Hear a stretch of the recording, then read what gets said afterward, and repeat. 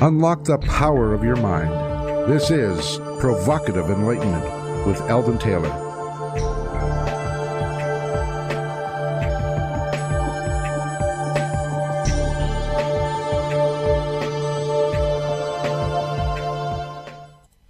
Welcome and thank you for joining us today. The next hour is devoted to learning something more, not just about the world of shoes and sheeps and sealing wax, as my lovely bride likes me to say, but about how, what, and why we believe as we do. A time for the open-minded, willing to challenge some of those old ideas behind what we think we know, who we are, and who we might just become. I'm Eldon Taylor, at least I was last time I checked, and this is Provocative Enlightenment. All right, our chat room is open, and my partner Ravinder awaits you there now. You can log on by going to provocativeenlightenment.com/chat. Don't forget the /. We do have a great chat room, so Ravinder, as usual, why don't you tell us all about it? We have a great chat room, a great group of people, lots of tips and things that I learned from the chat room and from the people in there. So yeah, I'm always picking up extra tidbits that can be very practical, very inspiring. So if you come join us, you can participate too. But if you cannot get online for any reason, maybe because you're driving or maybe because your boss doesn't like it, those silly bosses sometimes, you can always go back and read the chat log afterwards, because oftentimes we'll have the guest or one of their associates in there and they provide us with even more information. And we, as I said, we'll post everything right there in the chat room, so go check it out. That is provocativeenlightenment.com/chat. All right, in this week's Spotlight, I wish to discuss the idea of white crows. William James famously stated, paraphrased, "If an axiom states that all crows are black, we need find only one white crow to disprove it." The relevance of this statement could not have more meaning than in the area of human experience, particularly the realm of so-called supernatural.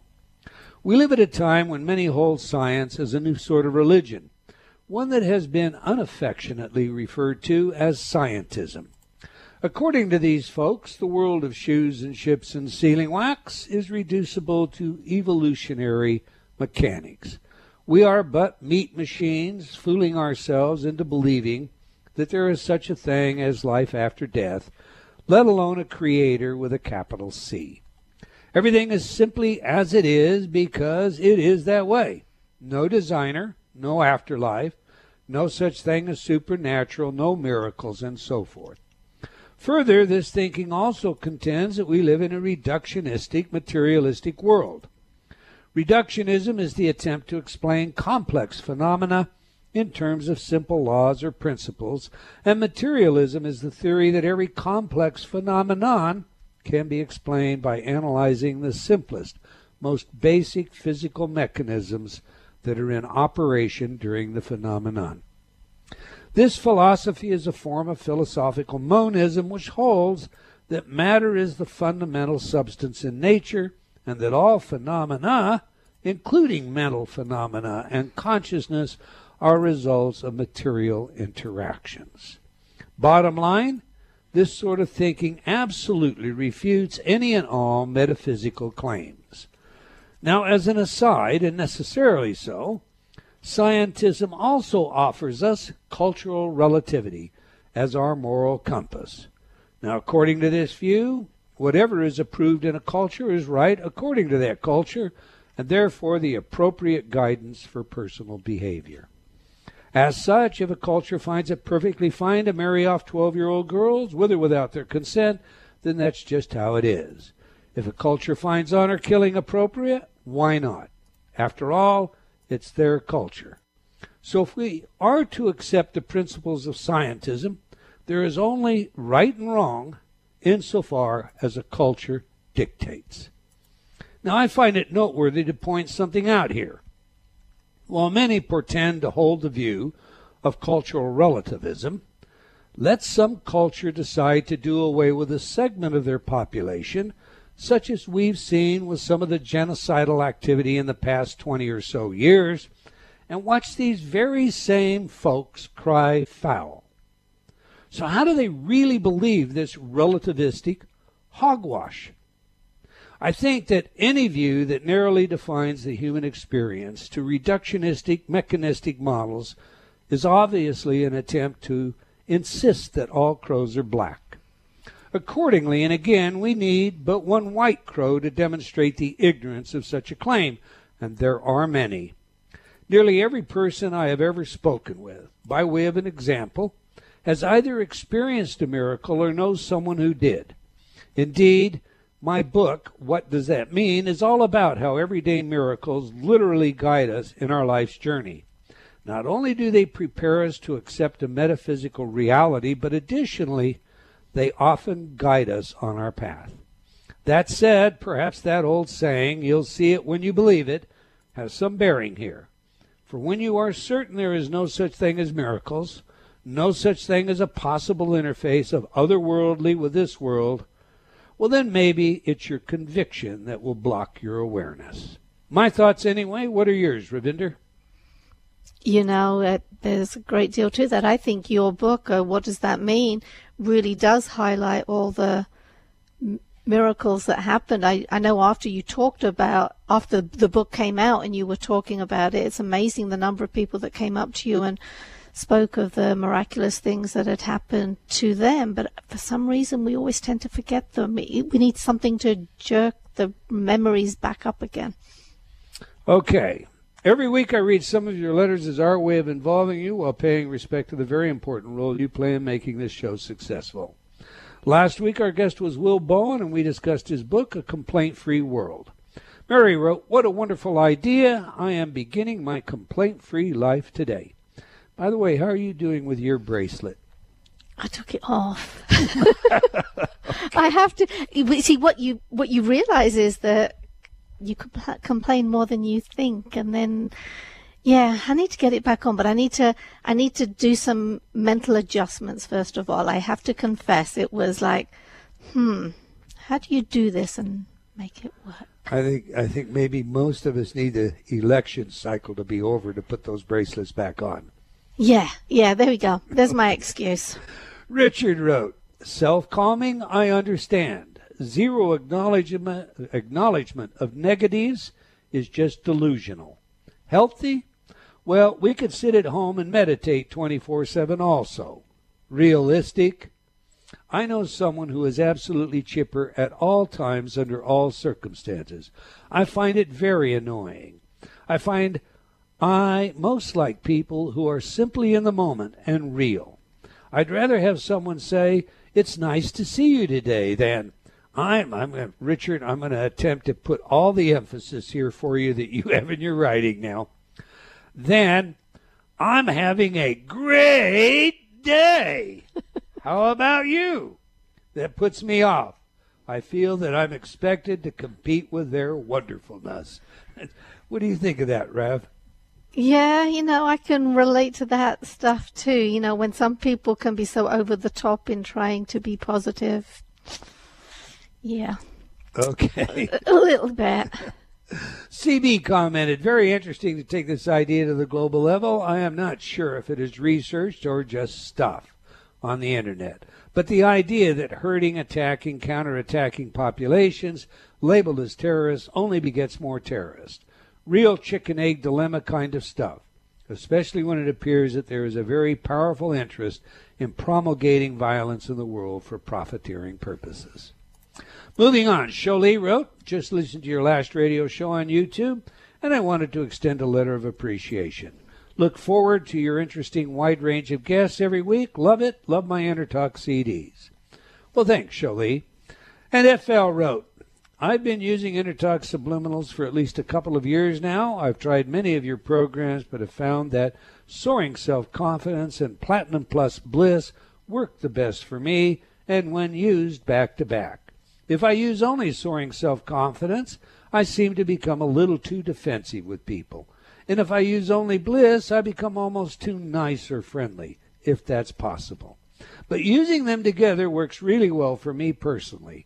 I use Soaring Self-Confidence every day on my lunch break for about a year. That alone created a huge benefit for me. I became much more comfortable around people, less fearful, and now I have a far easier time conversing with them." Well, thanks for your feedback, FL, and I, too, combine programs in my everyday use. What are your thoughts on this one, Ravinder?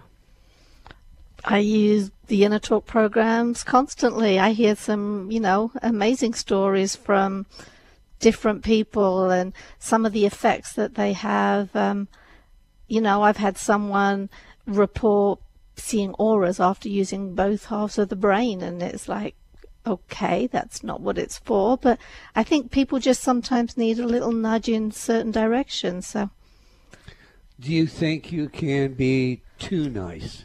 Do I think you can be too nice? Yeah, I can. Yes, I do. When it's not genuine, when you allow people to walk over you, there are different instances where you have to keep your own. Nice. I mean, letting them walk over you, that isn't really being. I mean, to me, being too nice is kind of like having too much fun. How do you have too much fun? I think where I'm coming down to is the being sincerely nice and being overly nice or pretending to be nice, fooling yourself. All right. I'll accept that. Thank you. All right, that's all the time we're going to take for letters today, but I do invite you to opine by emailing me at Eldon, that's ELDON, at eldontaylor.com, or by joining me on Facebook. We sincerely appreciate your comments and feedback. Now to this week's show, When Heaven Touches Earth, with author Lisa McCourt. So let me tell you a little about today's guest. Her copy reads, Lisa McCourt is a best-selling author and ghostwriter currently specializing in expanded consciousness projects.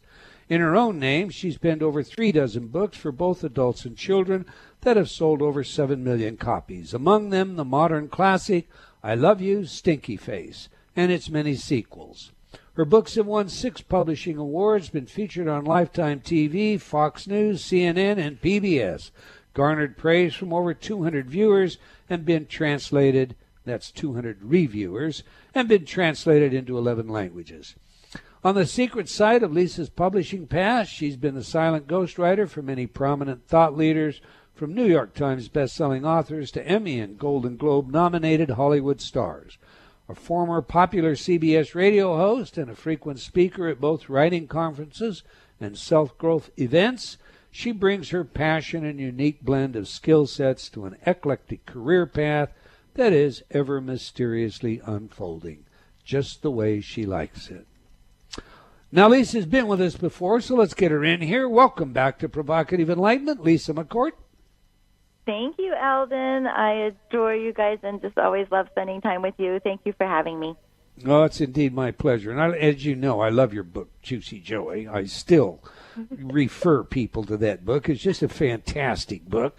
But, for those listeners that you may be a new face to, we like to consider 3 things in our show, as you know. Who is the messenger? What is the message, and how do we use it? So to that end, let's begin by having you tell us a little about yourself and why and when you became interested in writing. Oh, my goodness. Okay. I just always felt that writing was the one thing I could do. When I was in school, I was a huge diary keeper as a child, just throughout my whole young childhood and adulthood. That was my sanity. Keeping a journal was how I sort of grounded myself and stayed safe in a world that didn't always feel safe to me. And so anything that you practice a lot, you've heard that, right? Anything that you spend enough hours on, you get better and better at. So I found in school that my writing assignments and my writing classes were always where I excelled. So I literally went out into the world thinking I have one superpower and I better milk it and just do everything I can with it, because if it doesn't work, there's nothing else for me. And I've since gained confidence in other areas, but yeah, just always loved writing, and my first jobs were in publishing in children's book companies primarily. So I started out my writing with kids' books and evolved into parenting books and young adult personal development and into personal development and ghosting. So now, did you keep all these diaries, Lisa? I did. I have all of them. It's painful to look back, but I have sometimes just for reference, and especially when I was writing for younger people, it's nice to go visit my younger self and see what my thoughts were during that time. But if I put them all one on top of the other, the stack is taller than I am. It's a lot of material. Most of it pure drivel. Now, my pretty princess, my bride, and I have been married over a quarter of a century, but you're basically a newlywed. You've just been married, well, not quite 2 years, right? We're coming up on the second year, yep. 2 years. And so your husband he's going to be curious. I mean, anyone that loves you is going to be curious. Have you shared your diaries with him? No, he's never asked. He's never asked. Well, if he's listening, I invite you to. I would. That's the first thing I'd want to know. Let me see those diaries. What were you writing about? Okay. You heard today's spotlight, Lisa. What are your thoughts on the materialistic, reductionistic perspective many, what I think of as siloistic scholars are pushing today? Oh, my goodness. I had so many thoughts. I wish I had taken notes while you were talking about it. There were so many moments I would have liked to have commented. I think that for people who are choosing that belief system, more power to them. If that's what they are choosing, then that's for sure what they're going to experience. They're not going to experience miracles. They're not going to have any sort of connection with divine or any other people from other realms, because that's how we create our worlds, is with our beliefs. So if somebody wants to choose that as their belief system, I have all respect for that. But man, are they missing out? What a gray existence when they could be living in Technicolor. That's just, to each his own, Eldon. But you and I know there's a whole lot more out there. Okay, well, now you say to each his own. I'm not sure about that. I'm going to try a hard one on you, okay? Go for it, yeah. There are many folks, New Agers today, if you will, and I will not name them, but I'm sure that you're familiar with it, that believe there's no such thing as an absolute right or wrong. Everything is relative. In fact, maybe the bad guys, the people we think about like Hitler, Mussolini, and on, well, they just made a deal on the other side to come here and be bad guys. They're really not bad guys, And all of this feeds this cultural relativism argument. So my question to you is two-part. Well, the first is, what's your view on cultural relativism and the idea there is no such thing as a right and wrong per se? And, assume that you do accept the notion of cultural relativism. How do you feel about things like genocide being carried out on other groups when a culture decides that's the thing to do? I hear you, and you're just going right for the jugular, right, with the toughest question right off the bat. Because I know that you feel that the way I feel that, and I think we're supposed to feel that. And I will expand a little bit on what I interpret as the New Age view, and I don't know if this is purely, what other New Age people would say, but when I go to that side of myself, the way that I see it, Eldon, is that there has always been suffering and there will always be suffering. And the way I create my reality, because I do believe we all create our reality, I believe in the whole, holographic universe, Ken Wilber, David Bohm, the whole thing. We all are creating the reality that we live in. So we do live in a reality where there is suffering. The way that I comfort myself with it, because I have to make it okay, because otherwise I'm pushing against it. And if I push against it, I'm adding energy to it. And when you add energy to anything, you just expand its presence.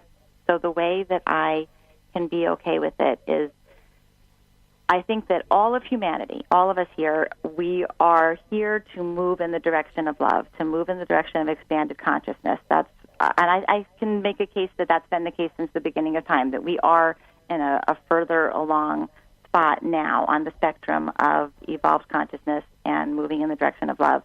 And sadly, unfortunately, I think that human suffering is one of the tools that is used to expand us in that direction.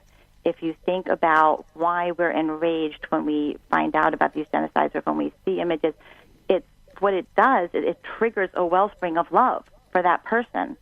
It goes as simple as when a toddler falls down and you feel, you rush to the toddler and you give extra love and you want to comfort the toddler. When we see abused animals, it triggers our love.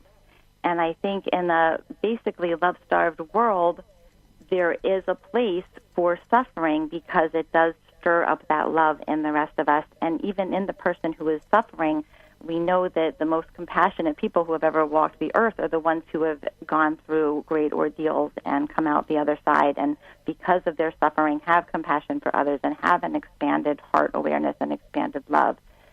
So do the people who are suffering make that arrangement on the other side? I don't know. I've heard that too. I don't know what goes on over there. I just know there is another side. I know that there is spirit that continues before and beyond. We wear these meat suits you were talking about. So maybe that's what happens. Maybe over there are these evolved beings who say, I'm going to go down there and I'm going to suffer, and my suffering is going to raise love in others and is going to evolve this whole direction of humanity toward a more loving, compassionate That view, of course, would incorporate the perpetrators of suffering, so they're making the deal, too. And I guess here's where I'm going. First of all, we don't really create our reality, we create our perception. And our perception forms what we choose to see in the world. That's what you mean by create reality, right? Right. We're not what rearranging is our reality other atoms. than our perception? If it's outside our perception, it's not our reality, yeah. That's right. Okay, so here's my question. Let's just take, because I love what you say about love. When we see suffering, the love is evoked in us. I mean, we see an animal abused, and right away we have two kinds of feelings. One is, that is so wrong. And the other one is, how could you possibly do that? Is that not correct? Absolutely. Okay, now, then we're viewing a wrong. So if we're viewing a wrong, there's two questions that I have here. Should we do anything about it? Absolutely. And is it really wrong? No, that absolutely. My perspective on maybe suffering is here to help the rest of us have that love stirred up.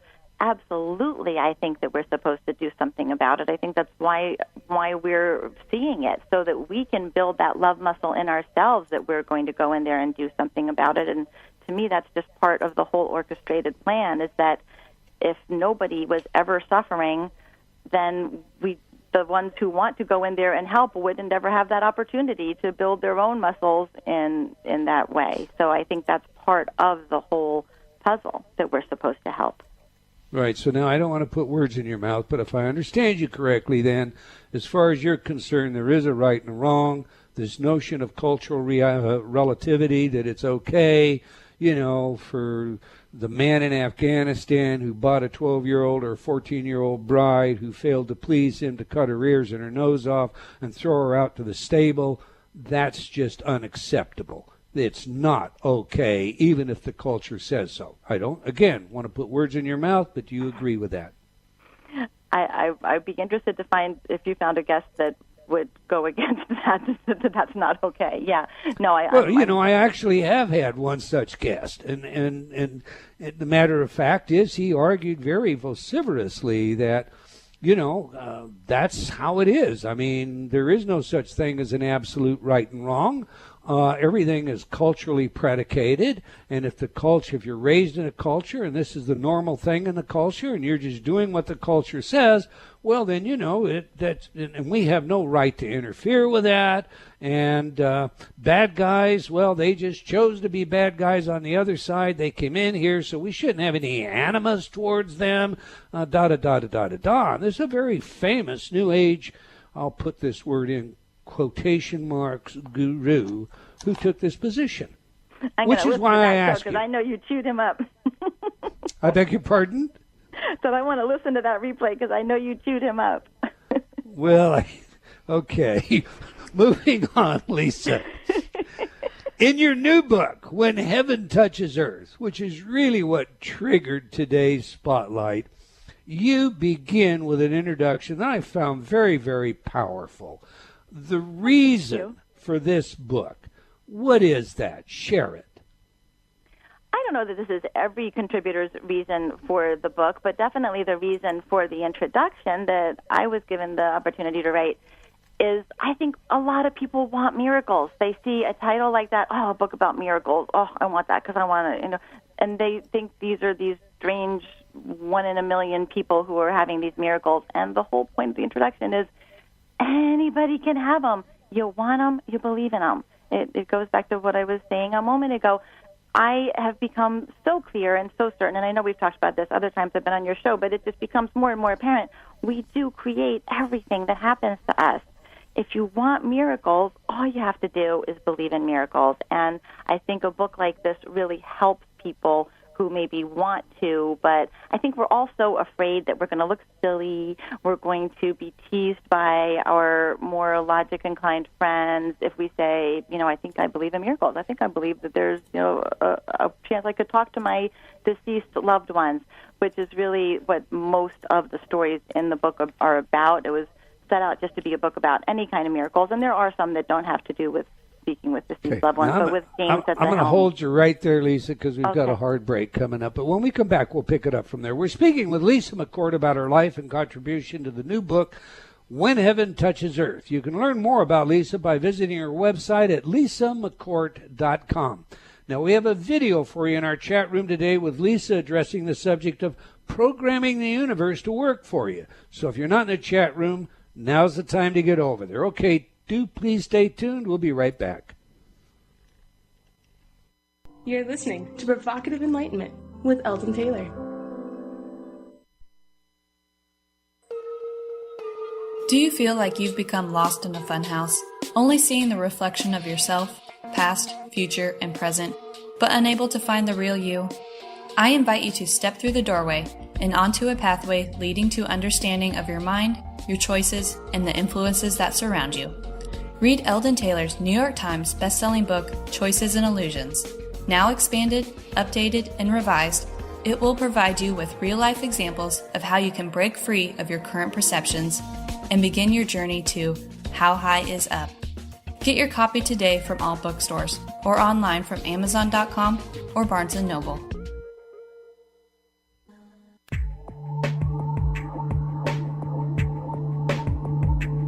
Unlock the power of your mind. This is Provocative Enlightenment with Eldon Taylor.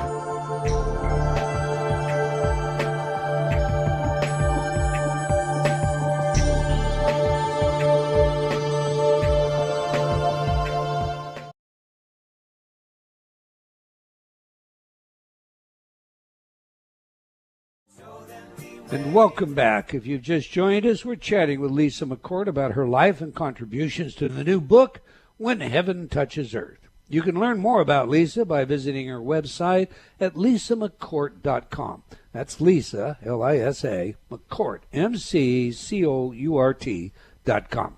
Now we ask our guests for their favorite music that has some genuine significance to them.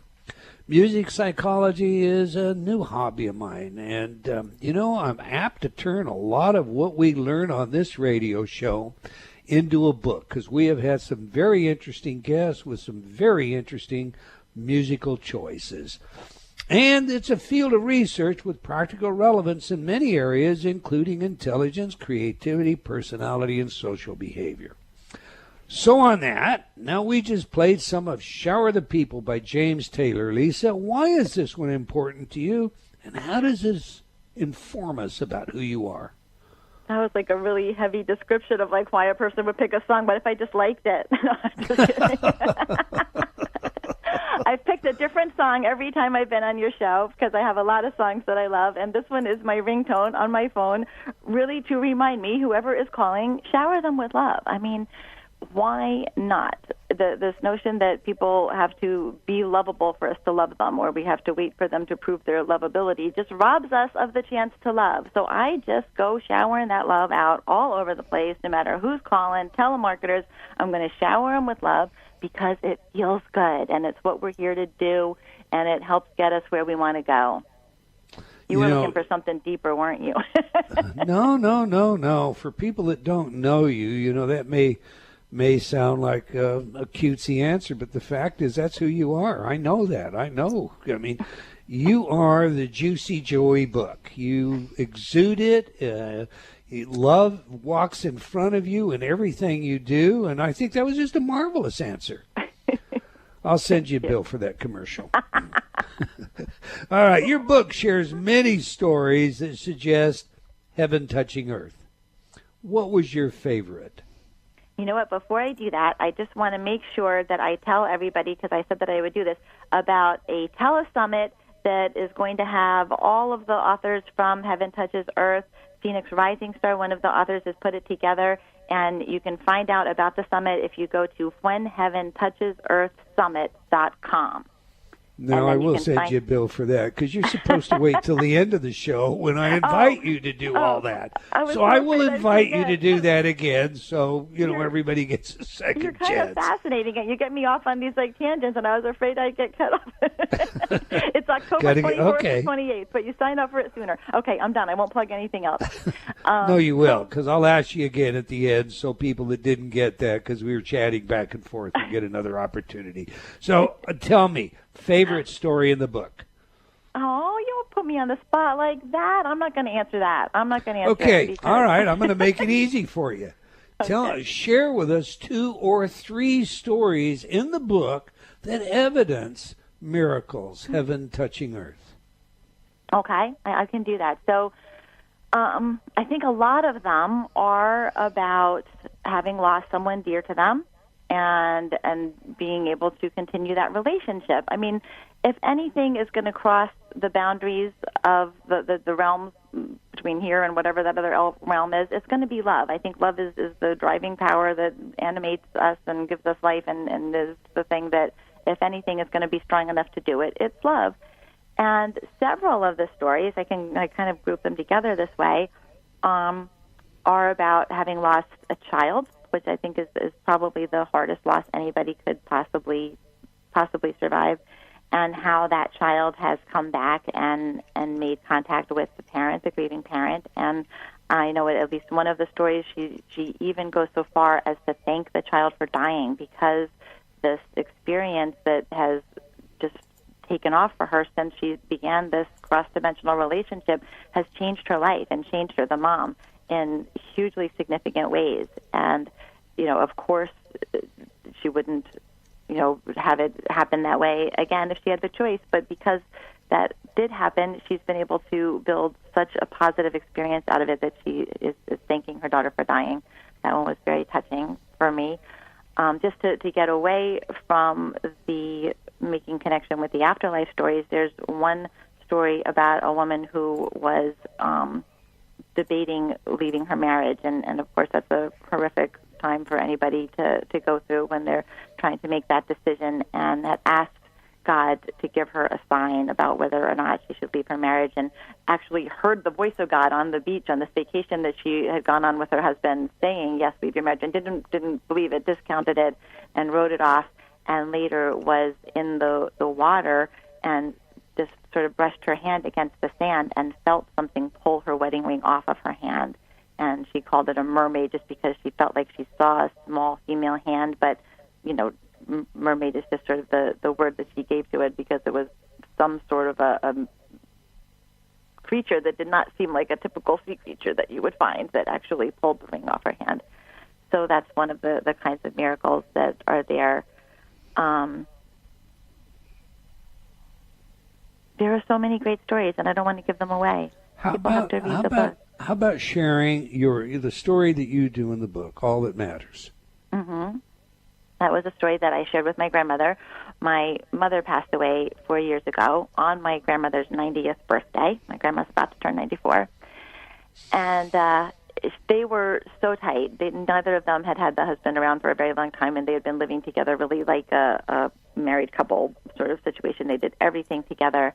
And losing her daughter was absolutely just crippling for this lovely 90-year-old woman.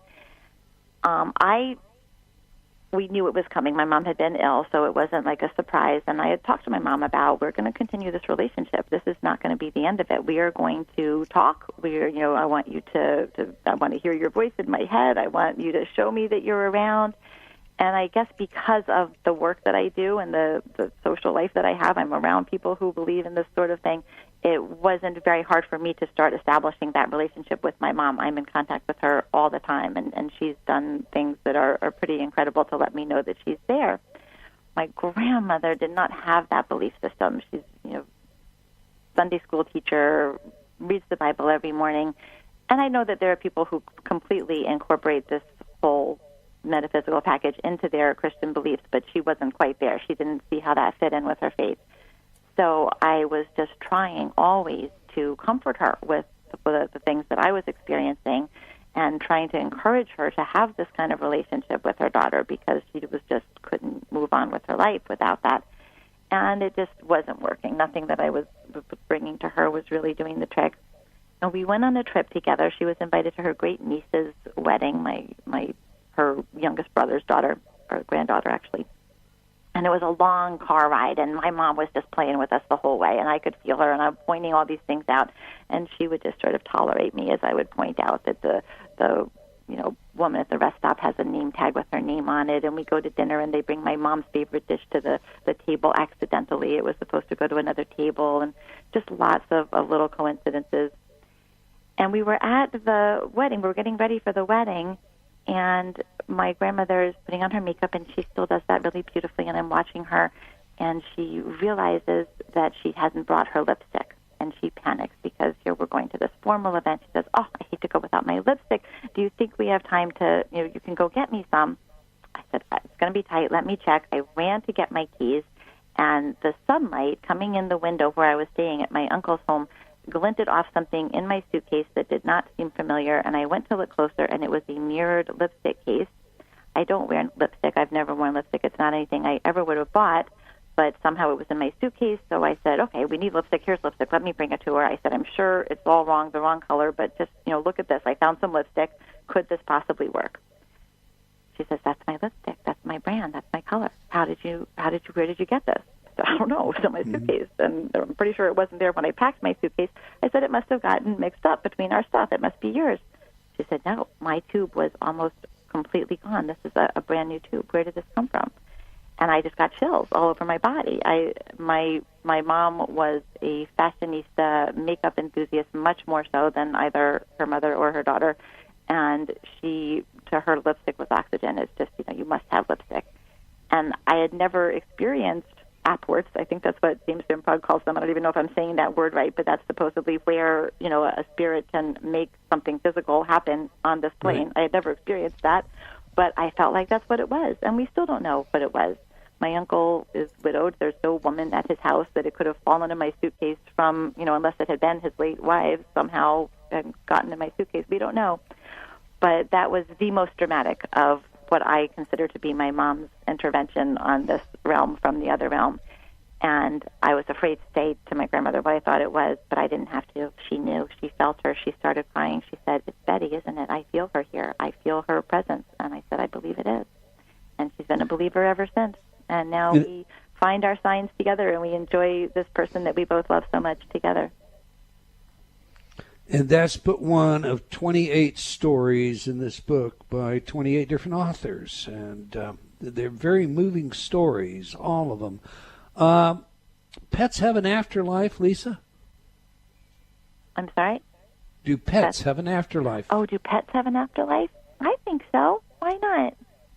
I mean, I've heard lots of mediums say that a pet will come through. I've been in a lot of galleries just because these are the circles I run in, and it's cool stuff, and I love it. And a lot of times I'd hear Colette Baron Reed or one of my other medium friends say, I'm feeling a particular kind of dog and describe it, and like, "Oh, that was my dog." So, yeah, I think so.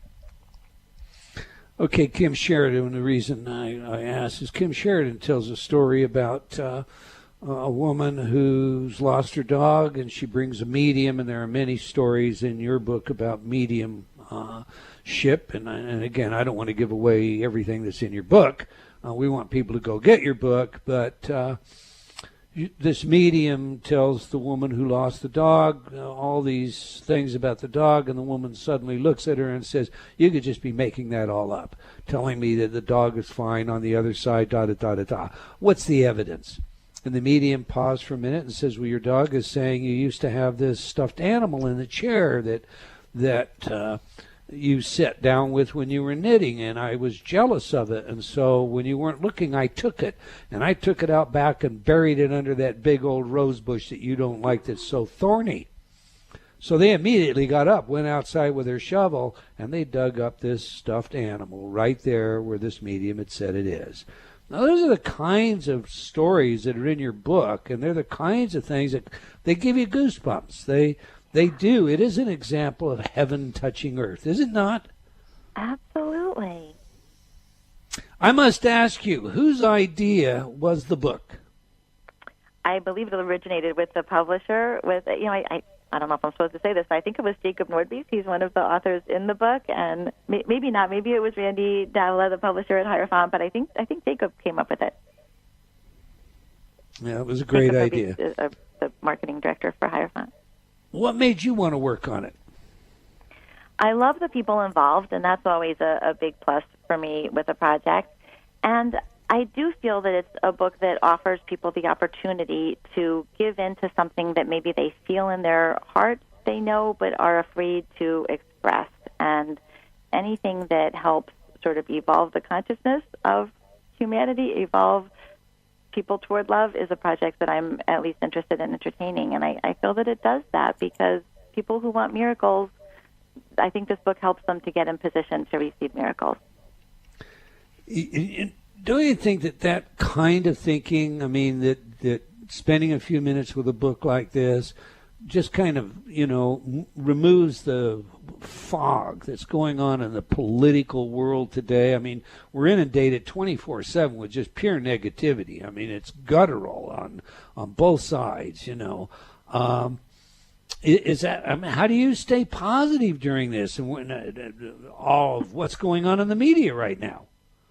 Yeah, that is really hard. I mean, I watch for 5 minutes and I feel like I have to go take a shower. It's hard to watch. It's brutal.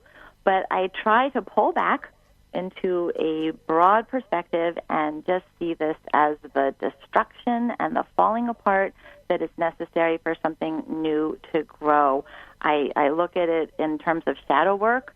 If an individual is in a place in their life where just nothing is working and they're stuck and everything feels kind of icky and corrupt and bad, you almost have to usually hit a rock bottom. You have to hit some really powerful ickiness in order for that shadow to come up. And that's how people get such great results when they do shadow work. Shadow is in an individual. It's all of the parts of us that we don't want to look at, don't want to own, the pettiness, the sinisterness, that once it's brought up into the light, once we can say, yep, that's part of me, that's there, I see it now, that's there, that's when we can start mending it. And I feel like on a national level, our country's shadow is just popped right up there for everyone to see, and it's so embarrassing and it's hard to look at.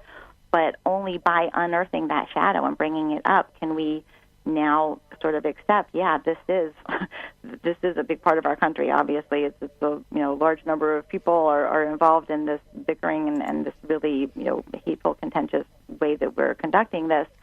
So I think that we'll get sick enough of it by the time this election is finally over that we'll all sort of be in the place where we want to see something different evolve and something new, and maybe some mechanisms will break down, maybe some systems will break down so that better systems can come into place. I mean, that's really the only bright side I can see to it. I think that both candidates have plenty of things to like about them, but nobody is paying attention to that because the whole campaign is about making sure that you don't vote for the other person instead of here's what I have to offer. And I just feel that the only way to make a decision is to put all of the negativity out of your mind and look at what do I like about this candidate, what do I like about that one, and which one gives me the better feeling. And even as you say, Eldon, even listening to what they're going to do or what they're promising is, we're so manipulated. Everybody's so manipulated by which channels they watch and which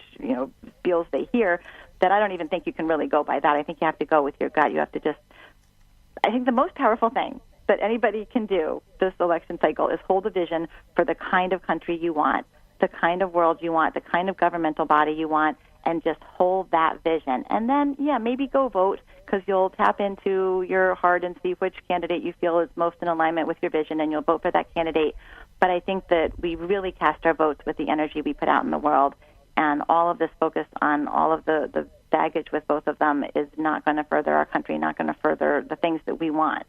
All the abundance, all the prosperity, all the better lives that we collectively as a nation want, I think it's there for us. It's there for us to have once we get in receiving mode, but we're not in receiving mode because the extremes of both of these political parties have just created the quintessential boogeyman of the fears of the Democrats and the quintessential boogeyman of the fears of the Republicans, which we've created because we create everything. So collectively our fears have done this, and we have to recognize that and take responsibility for that so that we can create something different. And I think the only way to do that is just focus on what we want, focus on the kind of government we want. Two greatest forces in the world, fear and love. Absolutely. How do you love away the fear? I mean, a lot of people just dig in. I mean, they're dug in. They're not interested in anything. They know what is right, and maybe they're right, and maybe they're not right. But how would you counsel someone to counter the negative feelings that swell up because they are so dug in? I think that you always have to first accept them because they always come bearing gifts. All of our anxiety, our fears, our depression is there for a reason. So you look at it and you say, well, what is it that I'm so afraid of?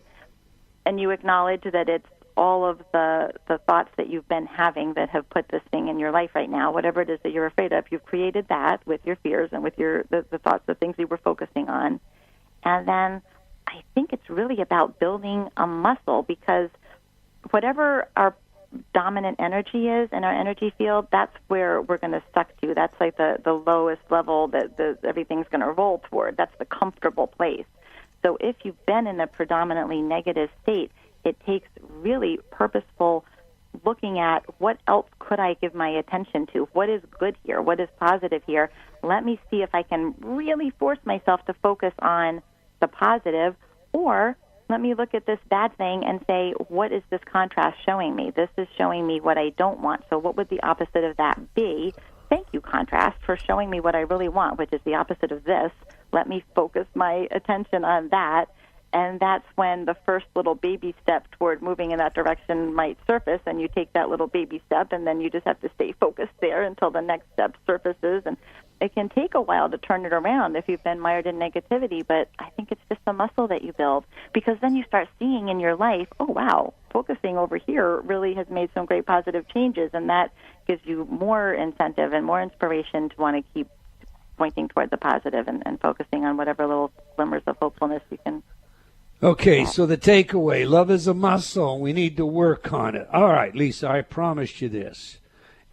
In about 1 minute, tell our audience how they can learn more about you, how they can get your books, where they can attend or tune in to When Heaven Touches Earth webinar or whatever it is that you're doing there. Share your commercial. Okay. You can find out about me at lisamccourt.com. I mostly ghostwrite, but I feel that I'm moving in the direction of other consciousness-raising projects now. I might not just write, or I might not just ghost anymore. So I'm in a really open space for receiving new kinds of things that just help me make a difference on this planet. And you should definitely go to WhenHeavenTouchesEarthSummit.com, and you'll connect with Phoenix Rising Stars there, who will let you know how to listen to all of the authors on this amazing telesummit, which will take place between October 24th and 28th. So you can go there sooner to register. There's all kinds of prizes and gifts and stuff like that. Did I make it? Now, Lisa, one last thing, one last question. You used to teach writing courses. Do you still do that? Do you still counsel people that want to be writers?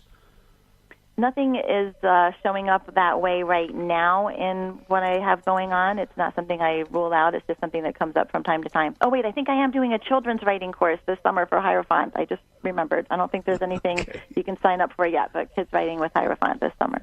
Go to our website, visit it, and you'll find more details. That's lisamccourt.com. Lisa, I want to thank you for your willingness to share so openly with us today and for all of the work that you do. Well, we've come to the end of another episode of Provocative Enlightenment. I want to thank all of you for joining us today. I hope you enjoyed our show, and will join us again next week, same time and same place. And do tell your friends. Let's have them join us as well. Okay, until next time, wherever you are in the world, remember, believing in yourself always matters.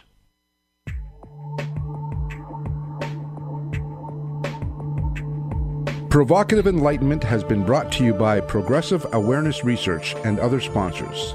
Provocative Enlightenment is a syndicated show and appears on other networks. For a schedule of show times, visit provocativeenlightenment.com. If you're interested in becoming a sponsor, write to Eldon at eldontaylor.com.